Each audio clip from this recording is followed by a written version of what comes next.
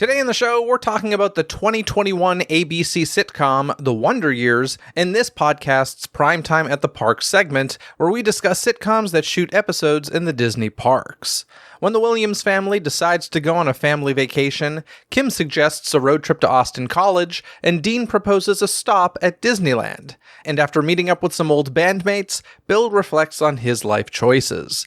This episode originally aired on ABC on August 16th, 2023. Now, listen as we discuss all of the Disney mentions in this episode, as well as the 1969 details they brought to current-day Disneyland. Don't touch that remote, because you're tuned into PrimeTime at the Parks. Hello, Doobie, and welcome to Disney Coast to Coast. How you doing? I'm doing very well, Jeff. How are you doing today? Doing pretty well. Are you keeping busy there at Laughing Place? Always plenty of news coming in. We cover a lot here at Laughing Place. It's so funny. We try to cover everything the Disney company does, and the company has grown it so much. So it's just crazy. Yeah. It's true. Like within the 10 to 15 year period, the growth has been fairly exponential. I mean, I think the second Fox really became part of it is when it was like, oh God, can we still do this everything? You know? Yeah. And it's our goal to cover it all. So we'll cover Fox. And oh my God, the thing that always blows my mind, or the recent one that blows my mind is, the Disney 100 exhibit that there's one that's touring the world, opened in South Korea. And we actually sent someone to South Korea just so they could cover it opening up there. And I'm like, seriously, is this what LP has become after all these years? But awesome. Couldn't be happier. Is it enough of a different exhibit to warrant that? No, but it's our goal. It's our goal to cover it all. And so, I mean, I founded the company, 25 years ago, but I don't run it anymore. I've sold half of it to my friend Benji Breitbart, and he's now the CEO.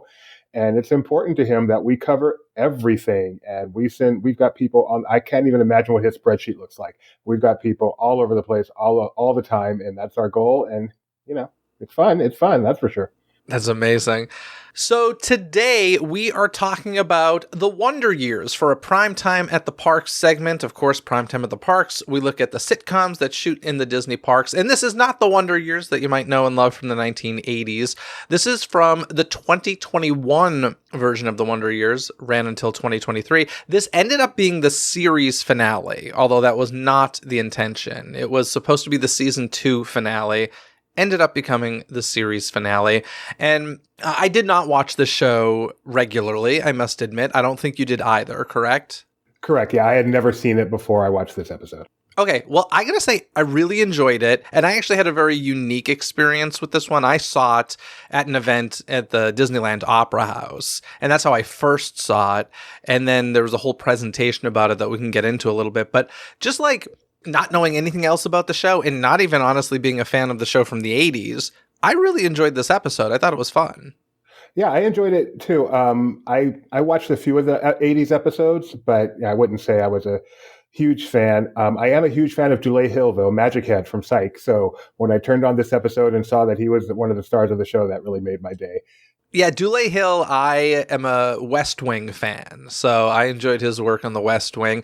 Don Cheadle is the narrator, so if you don't know kind of the setup of this show, folks, it is where there's a narrator who is narrating every episode, and the child version of him is the star of the show. So the original, it was Fred Savage, and in this one, the kid playing Dean Williams is Alicia Williams. So that's kind of the way that it's set up. Takes place in 1969 Montgomery, Alabama, which is a 30-hour drive to Disneyland, because Walt Disney World did not exist in 1969, which, somebody from Alabama, if they were going to drive, most likely would go to Walt Disney World these days. Yes, and that drive is an important part of the whole show. The Disneyland portion actually just takes place in the last bit of the show, but the whole setup of this family making their drive first to Austin, Texas, and then on to California is really fun. It's actually a really fun, interesting show. This episode, a lot of it does focus on DeLay Hill because of his background as a performer and songwriter. So yeah, a lot of this episode does take place leading up to the Disneyland visit. It really is only the last few minutes of the episode, but They do mention Disney and talk Disney quite a bit throughout the episode. The basic story is that the kids are growing up and moving out of the house. At least the oldest two kids are. And the mom recognizes this and is like, this might be our last chance for a family trip. And of course, the youngest in the family, Dean, the central character of the show, he begs for a trip to Disneyland. And a lot of this is prompted because as we see them watching on television, they're watching The Wonderful World of Disney. And the first thing, because of course, like part of the whole Primetime at the Parks thing is we discuss how accurate is the portrayal of Disney in these sitcoms, right? And so the first thing I think of is, okay, The Wonderful World of Disney definitely went through various iterations as far as the title is concerned.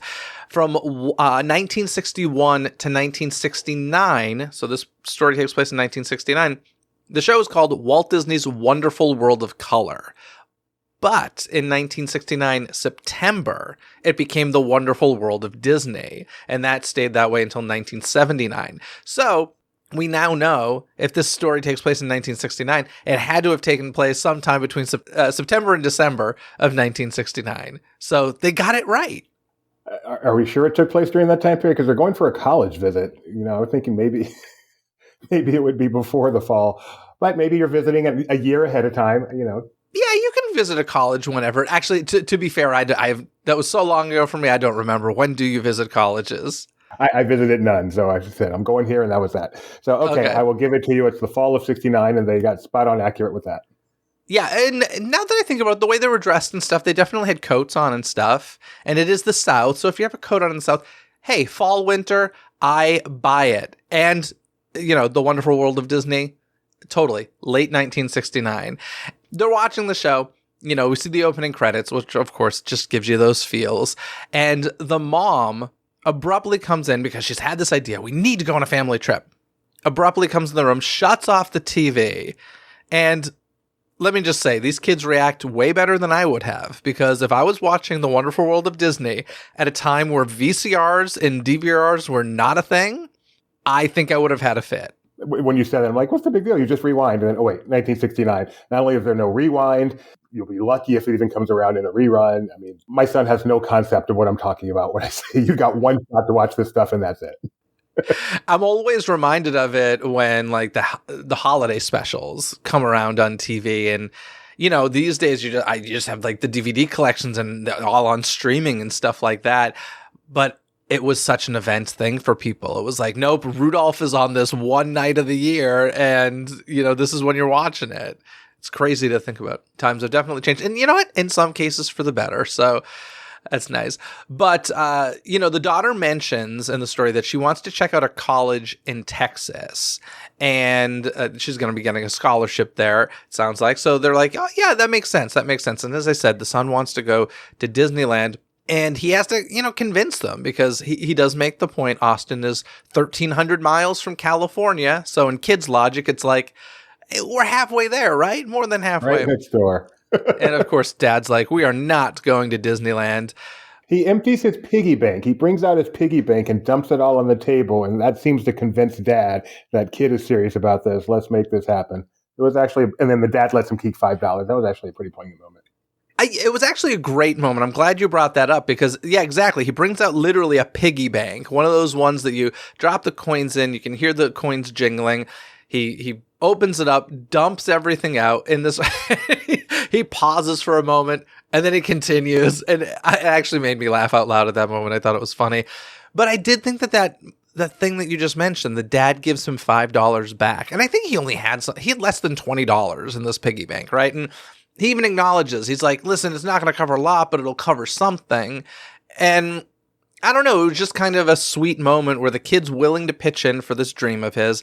The dad gives him $5 back, which was just like, I don't know, just a really nice moment, I thought. Yeah, especially since that $5 is worth like $3,000 now or something. So. Exactly.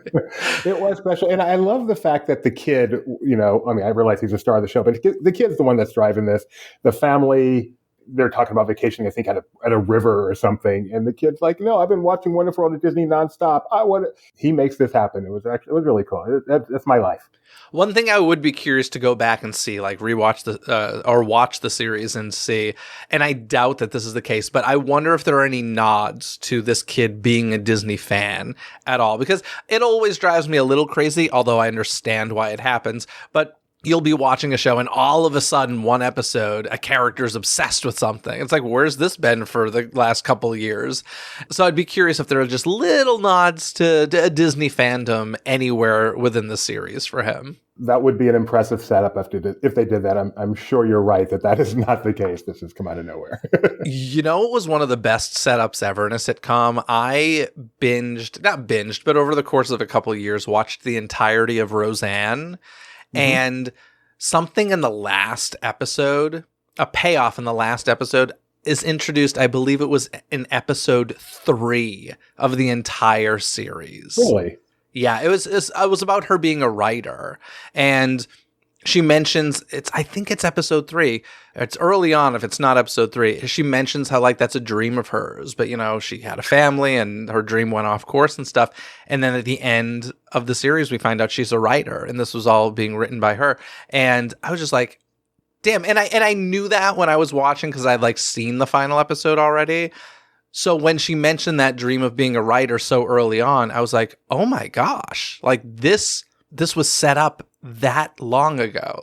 That's remarkable. I mean, that is impressive. I would love to know, was it set up that long ago, or did they, kind of realize that was there and pay it off in the end? Although, if they planned the whole time for that to be the case, she was writing this. That's impressive.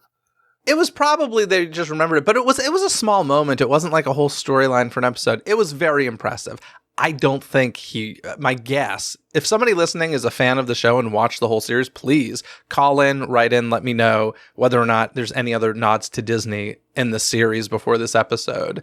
But I am curious, do you remember your first visit to a Disney park, and did you need to convince someone to get you there? I can't remember my first visit. I would have been way too young. I grew up in Southern California, so I'm sure my first visit to Disneyland was, before I have any memories. So I wouldn't have had to convince anyone for that first visit, but as I grew up, I certainly did plenty of convincing of my mom for future visits, for sure. I was the one that wanted to go to Disneyland, even among my more extended family, and they're like, let's go to Knott's, let's go to Magic Mountain, which are coaster parks in Southern California, and I'm like, dude, let's go to Disneyland, please, I want to go to Disneyland. And I can distinctly remember crying my eyes out as we're leaving the park. Yeah, I was definitely a Disneyland kid, a typical SoCal, once or twice a year, we're going to Disneyland. And I pushed for it as much as I could. Did you ever do anything like empty your bank to pitch in, or what did you do to convince them? I probably just begged. No, I wasn't willing to go that far. But I think I just begged whenever out-of-town relatives would come to town. I'm sure I reminded everyone, there's Disneyland, and everyone wants to go to Disneyland, and that kind of thing. During that scene when we see the kid emptying the bank, by the way, he was saving up for a bicycle, so he gave up all of his bicycle money for the trip to Disneyland. But during that scene, we see him wearing mouse ears, the classic Mickey Mouse ears, and they did do the research. They got mouse ears that would be fitting for that time. The thing I couldn't find out, and I dug a little bit, but I couldn't find out, perhaps at that time, would this boy be able to have mouse ears if he hadn't been to Disneyland? Meaning, of course, he could have been gifted them by somebody that had gone. But there was no DisneyStore.com and it's one of those things I feel like that is memorabilia from the theme park. That's where you get it. That's the only place you get it. The only other thing I can think is the Mickey Mouse Club. Right. Yeah, that's what I was going to mention, is the Mickey Mouse Club. I know they actually had, back in the day, a literal Mickey Mouse Club you could join. I don't know I have no idea if mouse ears were something you could get back then. That's a really interesting question that someone out there has an answer for, and I would love to know. Yeah, I'm kind of curious if you could mail in and get a pair as being a member of the Mickey Mouse Club, or if I know Mickey Mouse Club did like tours to kind of cinemas. They would hop around a little bit. So maybe you could get them there. The justification in my head, the easiest justification is simply he knew somebody that went and Sure. They were gifted to him. So certainly not impossible, but I did think it was interesting to point out, like, that was not an easily accessible item like it is today. We're not going down to the Disney store at the mall to grab those back in 1969. Absolutely not. So there was that. Now, as you mentioned, a lot of this was a road trip across the country. I do want to mention real quickly, for even more road trip Disney discussion, episode 673 of Disney Coast to Coast is all about the Goldbergs episode when they were road tripping to a Disney park. And in that one, we never even get inside the park. The entire episode is about the road trip. So if you're interested in hearing that, check it out. Primetime at the Parks, episode 673 of Disney Coast to Coast, The Goldbergs. In any case, in this episode, they play a game called Punch Buggy. I got to admit, I had never heard of this or been aware of this. I think I'd heard of it, but I didn't know what it was. They punch each other? Have you never taken a road trip in your life? Everyone plays Punch Buggy. No, explain the rules, because I literally had to Google what the rules were. I mean, I'm sure it's like any other kid's game. The rules are what you decide they are. But in my car, it was like you see a Volkswagen, you punch the guy next to you in the arm and say Punch Buggy. Pretty simple game. Yeah, I don't remember ever seeing that many bug cars as a kid. But to be honest, I am like car blind. This is literally like a quality that I have. I have to put decals and stickers on the back of my car so that I know which one's mine, because I am just, when people are like, oh yeah, my Nissan Rogue or whatever, I'm like, how do you know what that is? Like, it means nothing to me. I am not a car guy in the least. So. Yeah, I understand. I'm not either, but the bug is pretty recognizable. The bug is recognizable. Fair enough. I just don't remember seeing a ton of them as a kid, to be honest. Well, if you good thing, or the person would have no arm left. I mean, every now and then you get to punch someone in the arm. There we go. All right. Of course, the kid wants to get to Disneyland as fast as he can, so he's telling the dad to drive faster to get to Disneyland. The dad has a great line. He says, "Now that's a steamboat Mickey ain't going to save you from." I remember that line. That line, I'm like, that is such a stretch. What exactly are you trying to say with that? It cracked me up, but it was nice to hear. It's true. It was a little bit of a stretch, but I do think they felt, I don't know if it was a requirement's the right word, but like, They definitely fit Disney into this episode. I think because there was the promise of this is the Disneyland episode. Yeah. And since it was only the last few minutes, it's like, how can we fit some of this in? Another line that we hear is e-tickets get you on the best rides. So I think we should start there. This is when the kid is kind of strategizing. And, you know, with the mention of e-tickets, we're getting a bit of history there. E-tickets were definitely a thing back in 1969. And one of the things that I hadn't even really thought of was that apparently each year e-tickets would go through a different design process. The tickets would change color and stuff like that. And so the prop masters did all that research and I guess bought some off of eBay and then recreated them digitally. And so apparently what you see in the show is accurate as far as the e-ticket colors and stuff for 1969. That is really impressive. I read that in the article. And it is, I know we're going to get there, but it is really impressive, the detail that they got juxtaposed with the more macro things that they clearly could not fix. Just creates a little bit of fun in the head that we'll get to, I'm sure. But yeah. Another line that the son has is, but we're going to miss the Dapper Dans on Main Street. And I mean, this kid knew Disney, right? Like, once again, there were no blogs. There were no podcasts he was listening to. There was the Disneyland TV show, and the Dapper Dans did have records. I don't know if there was a record out by 1969. I'm going to assume there was. But yeah, I don't know. This kid knew Disney. He knew he had to get there for the Dapper Dans. The one thing he talked about that I was like, I don't think so.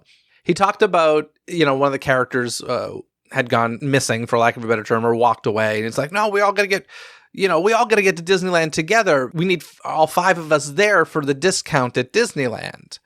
I don't think there were ever 5-person discounts at Disneyland.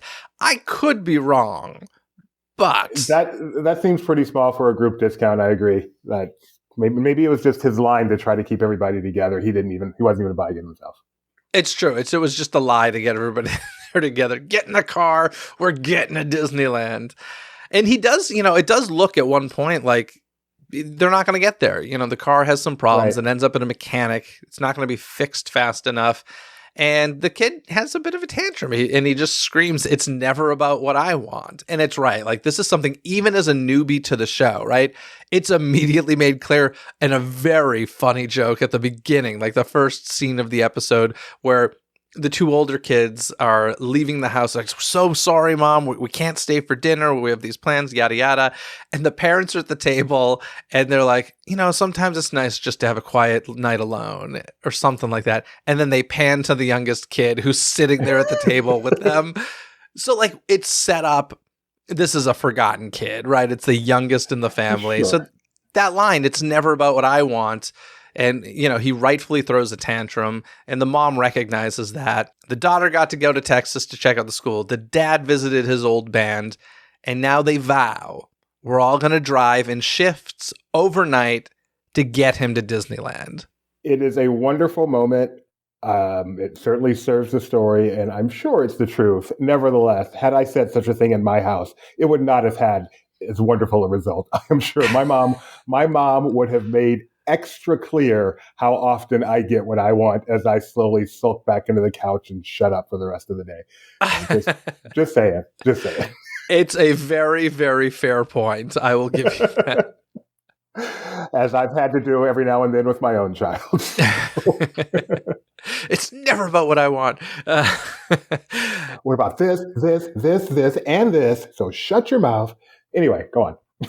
We do eventually get to Disneyland, and the first thing we see is Town Square. And yeah, it looks like Town Square today, but when you really start to look, there's definitely some differences because in this, 1969 Disneyland. So one of the really fascinating things is one of the things I usually talk about on PrimeTime at the parks is, does it feel like a commercial? Which I guess we could still kind of touch on, but what I typically mean by that is usually we're seeing the newest and greatest addition to the Disney parks. Can't do that when the show is in 1969. But since I brought it up, did it feel like a commercial at all to you? I mean, how do you film at Disneyland and it not feel at least somewhat like a commercial, but not as much as some others? That is for very sure. I liked, the first thing I noticed, they get on Town Square and I'm looking in the background because they've got characters. And they've got the big bad wolf and the penguins, which are so cool to see those out there. And they said they aged it well. I mean, it did not look like you were looking just at Town Square today. So it's a lot harder to be a commercial for a park from 1969. Yeah, they definitely dressed it well. The one thing I would say, and, I'd have to really go back and do the research. The problem is most of the photos are in black and white, I think, back then. But, I feel like the buildings have gotten brighter. The castle has certainly gotten brighter through the years.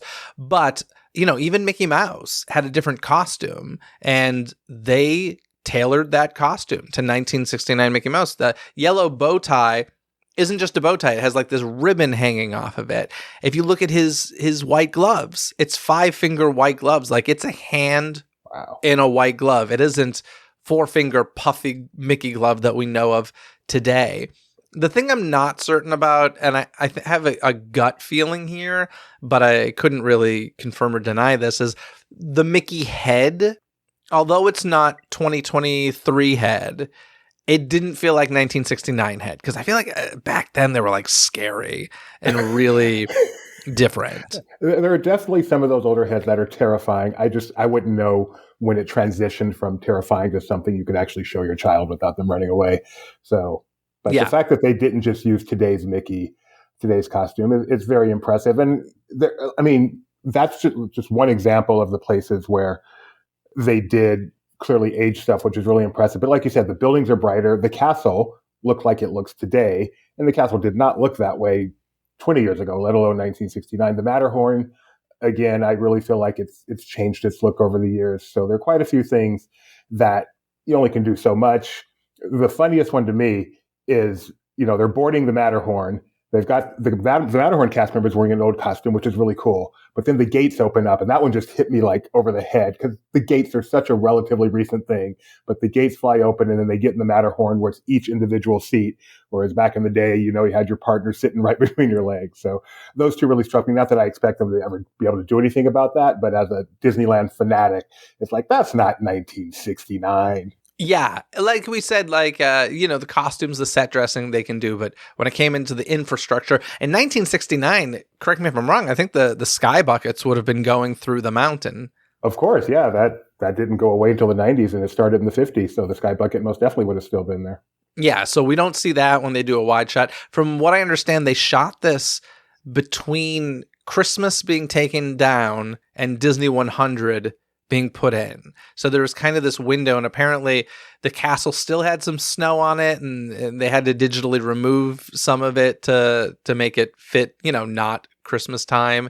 So they definitely paid attention to details. I mean, to be fair, like we said, it's like 3 minutes of the episode that they're in there. So the amount of effort that went into these 3 minutes is pretty remarkable.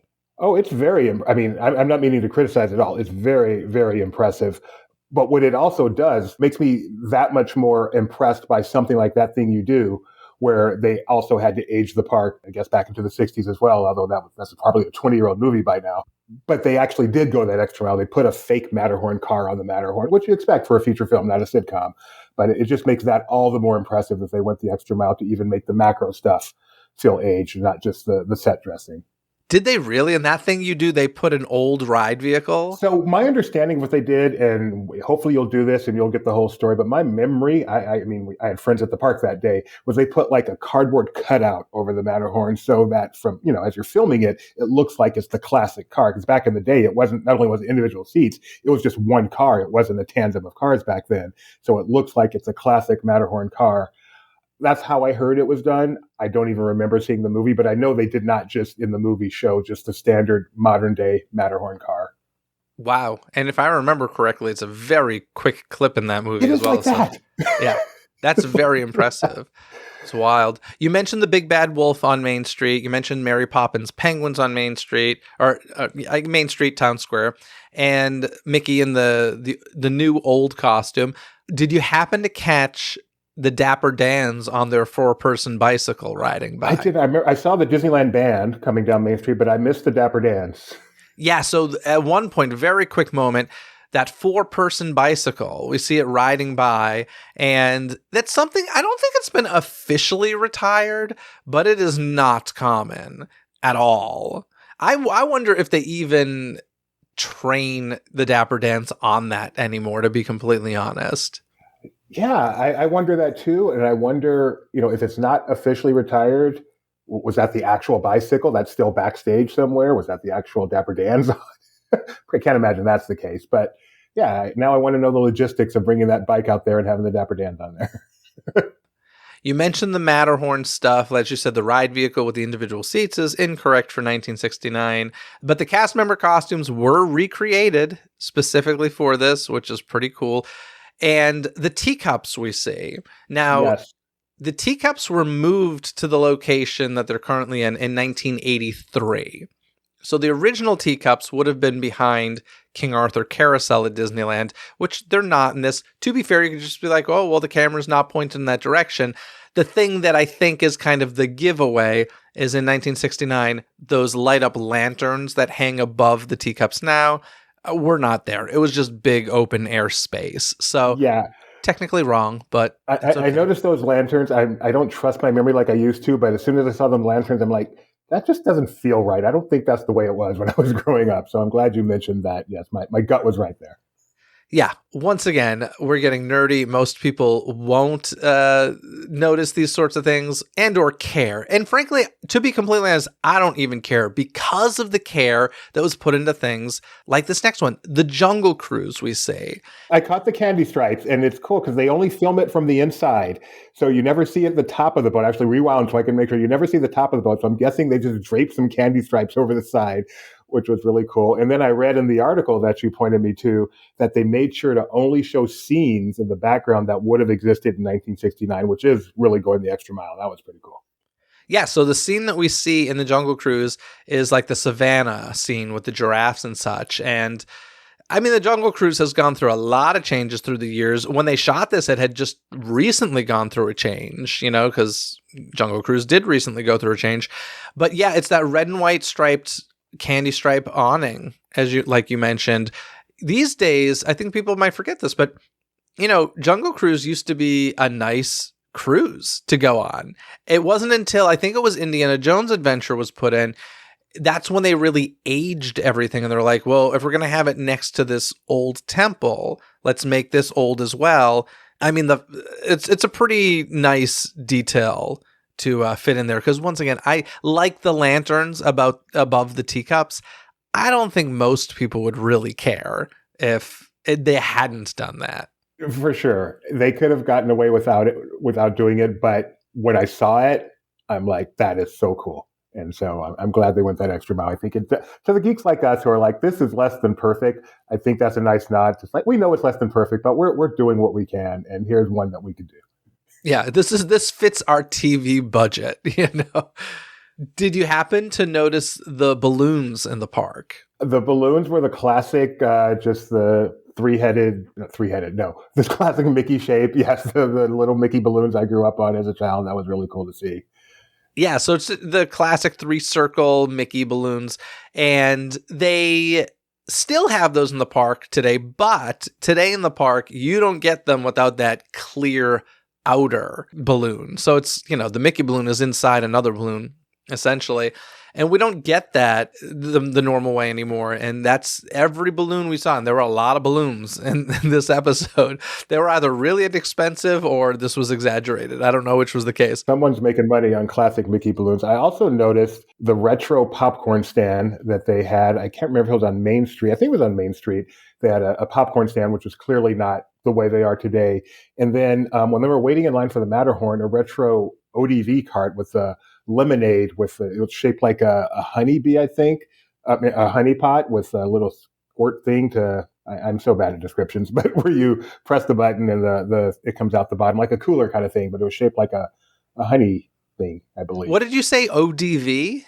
Or outdoor vending, sorry. Oh, outdoor vending. Sorry, I was not familiar with that that abbreviation. Spent way too much time in the park. Yes, the outdoor vending cart. Oh, wow. I did not notice this one. A little lemonade cart. Interesting. Yeah, it was like on the edge of the frame for so long that I'm like riveted to see what it actually is. And then they finally pivot a little bit, and it's a lemonade stand, nothing like it would look like right now. And it's just, I have no idea if it will really look like that in 1969, but it clearly was a retro version of a lemonade outdoor vending. It was pretty cool. That is cool. Oh, wow, that's a lot of care. I mean, there were things, and I will say, even having seen this episode, having attended this event at the Disneyland Opera House that we'll talk about in a sec, I knew certain things. Like I knew the big bad wolf was there, but as I rewatched the episode, I missed him. And I had to go back and just double check. I'm like, did they re-edit this for Hulu or something? And then I went back and I'm like, oh, no, he's there. I'm like, that's what I mean. Like the detail that went into these little moments that can so easily be missed. It's kind of crazy. And there's one other background thing that I saw all the time, and I'm like, that's good. People, at least a decent percentage of people, were dressed up. Going to Disneyland back in the day was an event. People would dress up to go to Disneyland, and there were people in the background of these scenes dressed up, which you just do not see at all anymore. So I really like that they added that as well. Yeah, I mean, one of the tough things about shooting this show is, if you watch like an episode of Modern Family, you will see regular park guests in the background. In fact, a lot of times you'll see cast members kind of guiding the direction of where people are walking to avoid production. But, it's known that they're in the background, they're in the shot, and it doesn't matter because it's modern day. In this, they couldn't have any of that, right? Nobody who was in the park that day could be seen. So they really had to seclude off little sections. So everybody that you see walking through is dressed in period, is, a hired background performer. So, this was a tough little gig for 3 minutes of television. and it paid off, I think. It took us back to a Disneyland that I never got to see. I'm not quite that old, so I'm glad a retro sitcom had the guts to go do a Disneyland episode because it was fun to see. Yeah, now, as I mentioned, they did have this special event inside Disneyland's Opera House. This was for, honestly, I don't even know how or why I was there, really, because this was for cast members. This is for people who, worked on the show.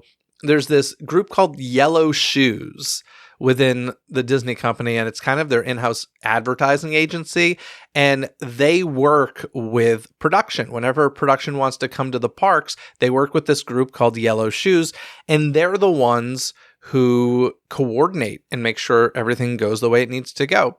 And so it was a lot of those people. It was people who worked on the show, and for some reason, Attractions Magazine was invited, and I went. I don't even think I don't remember seeing any of the normal media folks there, and I don't know why I was there, but I was.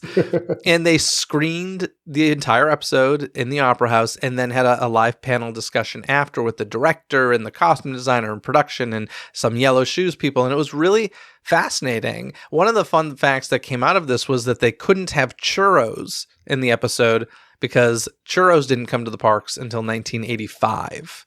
So interesting. That's fun. Yeah, I'm familiar with Yellow Shoes.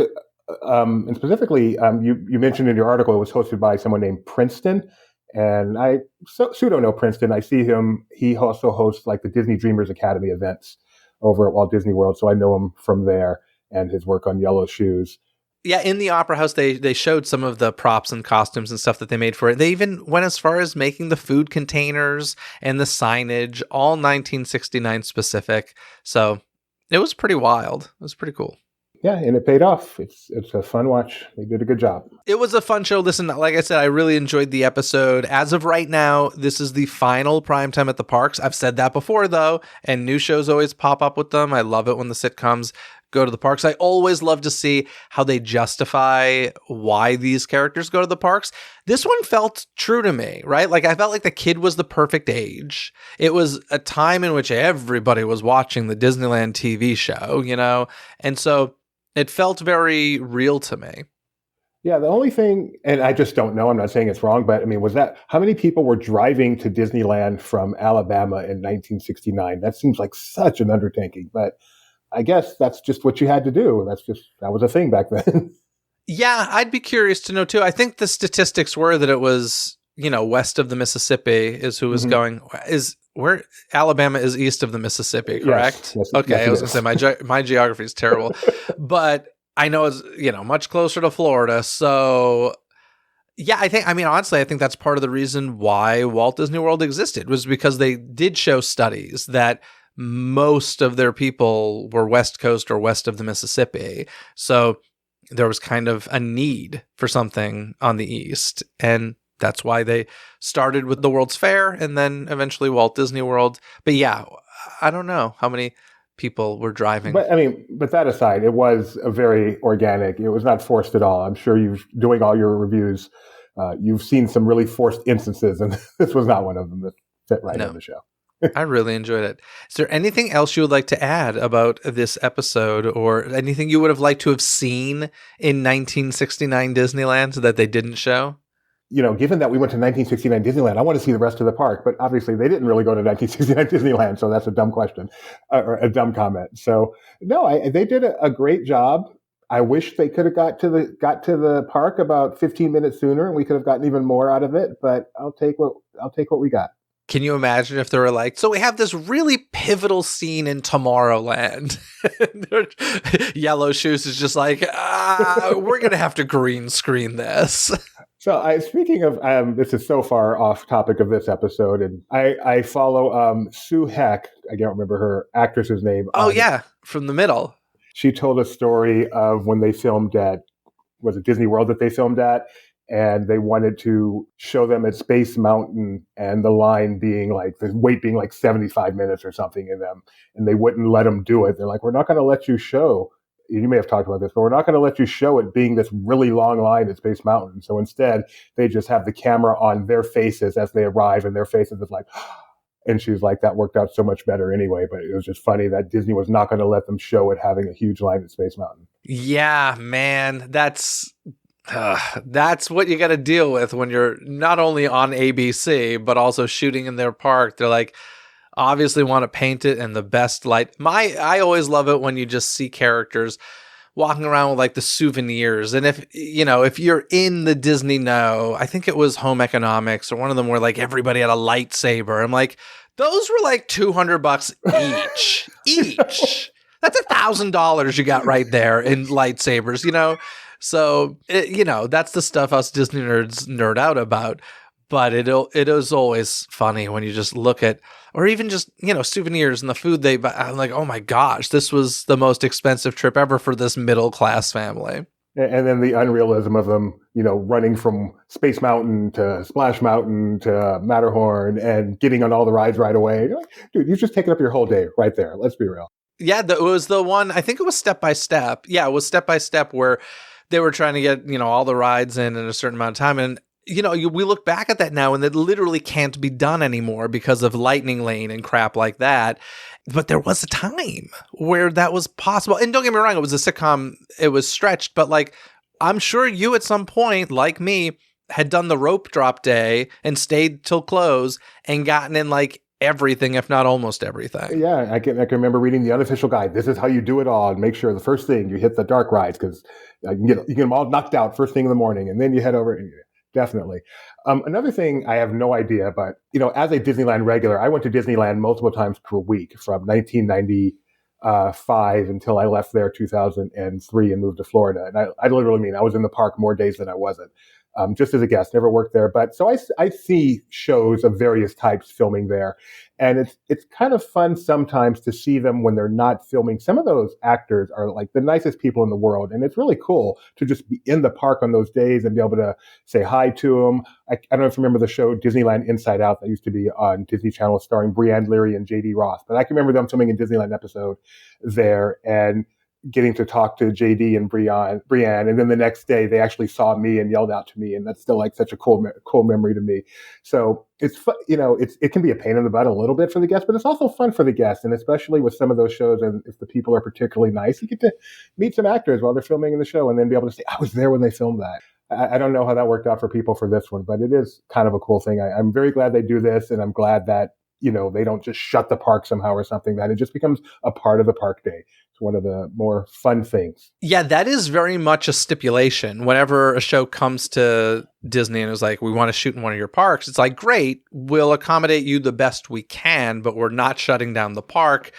Typically, they will not shut down a ride for an entire day. I know that in the case of the Tower of Terror movie that was shot in 1997, they could only shoot when the park was closed. So it was either early mornings or late at night sort of thing. And that's all that they were allowed.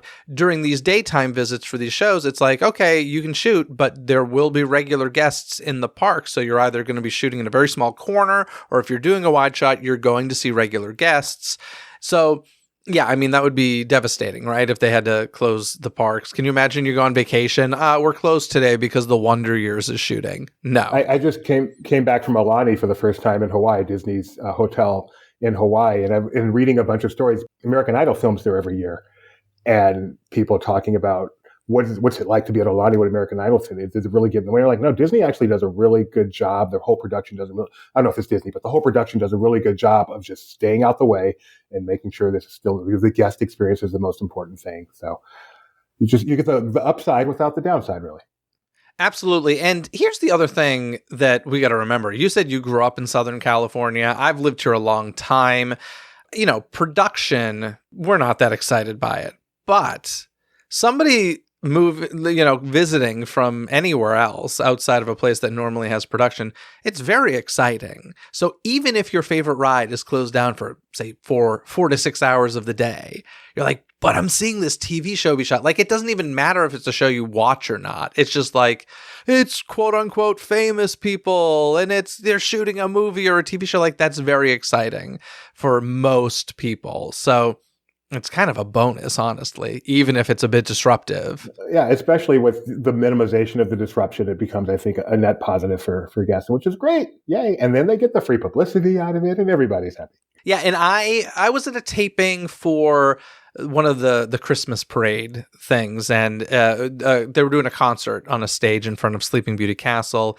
It was the band Train, and they were singing some Christmas tunes there, and they were doing all that. And as an annual pass holder at the time, I was like, yeah, I'll come hang out at the castle all day and watch a free concert and do this, which was like, the beauty of being an annual pass holder back in the olden days when it was just easy to come show up and walk in and do stuff like that. What sitcom should go next? Probably a sitcom that doesn't exist yet. It will be the next one. But I'm always curious how it comes about. If it's just, it does feel like, although this was only the second season and frankly the show was canceled, so I'm going to contradict myself, but it does feel like once you get to a certain success or a certain amount of time on ABC, they're like, yeah, I think it's time for a Disney trip. Plus, we have a new ride to promote. Well, so here's one for you. I mean, this is probably a logistical nightmare, but it's a very successful ABC show with a clear tie-in, Abbott Elementary school field trip to Walt Disney World. So tell me what the clear tie-in is, because I know I have friends that love that show. I'm not familiar with it. So what would the tie-in? I mean, the tie-in being they're in East Coast. It's a school, an elementary school. A class takes a trip, whatever, science fair, who knows? But a class takes a trip to Disney World, Philadelphia to Orlando. Can't be that bad. And it's already a school, so it's already a group of people that take that type of trip. We see school groups there all the time. So I think they can work that into the plot. And, I'm not sure how much fun it would be trying to film 20 kids with all those restrictions. But putting that aside, I think the results can be a lot of fun.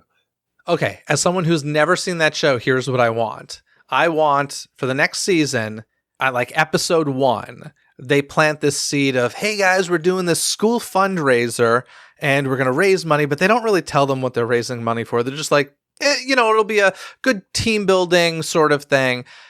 Raising money throughout the season. We keep hearing about this fundraiser and we're halfway there, yada, yada, yada. Get to the end of that season. We've made it. The kids are thrilled. Oh my gosh, we raised the funds. Wait a second, what are we doing? We're going to Walt Disney World. And then that's the season finale. Boom, I just wrote it for them. You wrote it, send it in. You've got contacts. Get it done. We'll get it done. Anyway, Doobie, anything else you want to add about the Wonder Years and this Disneyland episode, or just anything in general? I'm glad you asked me to do this. I got to see a show I've never seen. Got to see Magic Head doing another thing. Dule Hill. Sorry, he plays a character in Psych whose nickname is Magic Head. So whenever we see him, we just call him Magic Head. And I'm also watching Suits now for the first time, so I've just got Dule Hill overload right now. Not really. I'm glad you asked me to be on the show. I appreciated watching it, and it was fun. Thanks so much. Well, thank you for doing it. And we should mention the Wonder Years, the reboot from 2021 to 2023, was a Peabody Award-winning show. So that's pretty cool as well. I mean, that's an impressive feat for a show that was on for 2 seasons and really 1.5 seasons. The second season was only 10 episodes. But if you got to go out with a bang, I guess you go out with the trip to Disneyland. So not a bad way to wrap up a series. Was this the only one? I know you've done a ton of these. Was this the only one that had a series finale at the theme park?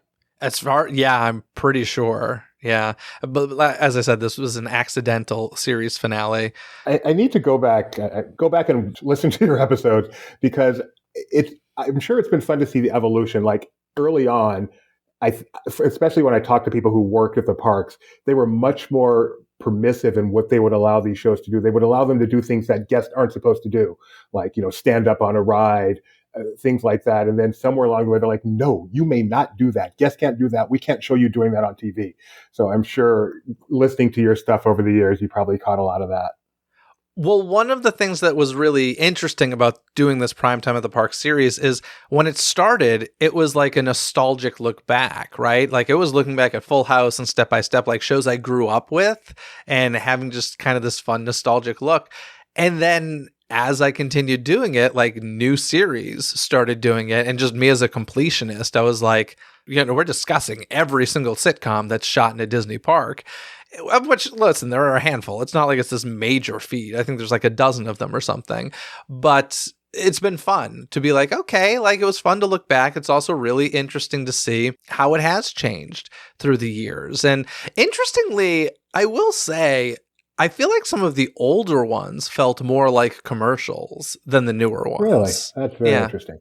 Home Economics might be the alternative in that case. That felt like a Star Wars Galaxy's Edge commercial. Oh, yes, it did. I remember that when I was a fan of that show, and it really did.